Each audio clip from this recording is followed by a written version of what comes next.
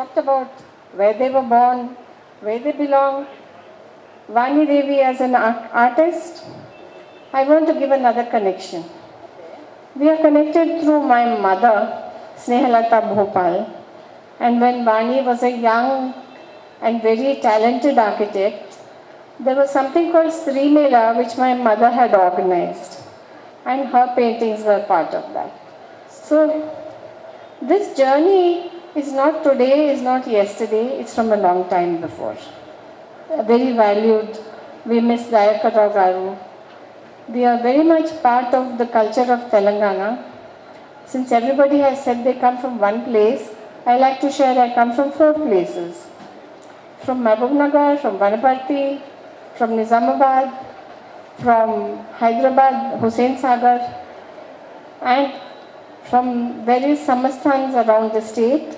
And since Habib has talked about being Hyderabadi, since you talked about being Hyderabadi, I was going to ask what your father was doing here.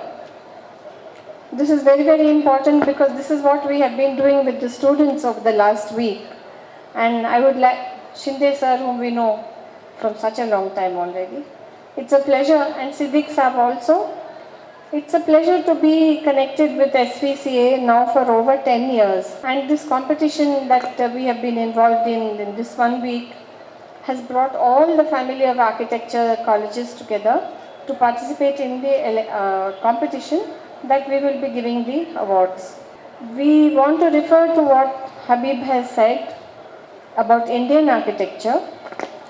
In the Deccan, now in Telangana, which is part of the Hyderabad state originally, we are endowed with Chalukyan, Kakatiya, Qutub Shahi, Asaf Jahi, and Usmanian, which is a gift to us because we have taken the architecture of the whole country and the world into Hyderabad today.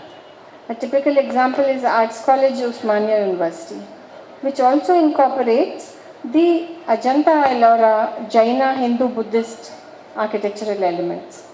So here we are very richly endowed, not only with the built, but with the environmental. And Habib referred to 2 things while he was talking about the mental health in a structure. We have a wonderful climate. We don't need air conditioning the whole time. And what started as a learning with air conditioning and Legionnaires' disease has been brought more into focus today with this COVID of today. Our ancient historical architecture is endowed with natural light and ventilation. And this is something that has to be a learning today, that we need to be able to open our windows, let disease out, let fresh air in, and that should be in the minds also of the architect. We are very grateful also to finally be recognized for some aspect of World Heritage by UNESCO. It's not that we didn't have it, it's that we didn't project it in the proper way. And we are full of World Heritage of all kinds. We are the recipients of megalithic, all kinds of architecture in the state. And it is our duty and it is our pleasure to look after it properly and to project it forward onto a world stage. It has been proven over and over again that proper architecture, proper protection brings an economic benefit to the region. Today we are proud owners of one UNESCO monument, that is Ramappa Temple in Warangal district, well now Mulugu district. It is a portrayal of dance, of music, of martial arts, of sculpture, of every kind of art that India and especially the region here has. Many areas have sandstone sculpture. We have granite, which is hard, difficult to work with, but we see the results in Ramappa. We are talking about women today also. Vani Devi is the proud secretary of this institution. When we go to visit Ramappa, which we will do one day, you will see that the bracket figures are women. They are slim, they are beautiful, they are dancers, musicians, huntresses, all kinds of things. One of them is wearing high heels. So it also comes into fashion design of today. And I had always been wondering why these women are so beautiful and slim, and why the women in other temples in other parts of the country look well fed. And this answer did not come to me easily. I finally asked one day a dietitian, because I had taken him on a visit to Ramappa, and I said, why these ladies are like this? Nobody has given us a reply. And he said, Amma, what do they eat? And I said in Telugu, Jonna Rottelu, Javari Roti. And he said, this is the answer. And you look at the ladies, they're not just sitting there like this. They're active, they're eating well, they're active, there's exercise. That's why they look like that. And the other ladies are eating idli, sambar and sitting at home with ghee every day. And this was the reply that came to me, and this is what I want all of us to do it. The outcome of the competition has been that there is a huge learning.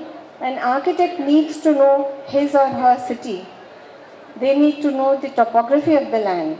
They need to know if it's a lake before you build. Sir also referred to these things. It's very important that you also know where you are building, how you should build, and where you should not build. This is very, very important. Today in Hyderabad, we are seeing the Ramappa also, the Kakatiya lakes that are gifts to us. So many beautiful lakes are there. And these are some things that we should treasure, we should protect. And in and around Hyderabad also, we are seeing today where lakes of yesterday are today becoming building colonies. It is the duty of the architect to advise, to design correctly, and to save the citizens from floods and things like this. I am very happy and pleased to inform you that the Council of Architecture and INTACT has just entered into a MOU last week, wherein we will be promoting the vision of INTACT, the thought process of INTACT through our institutions and the curriculum.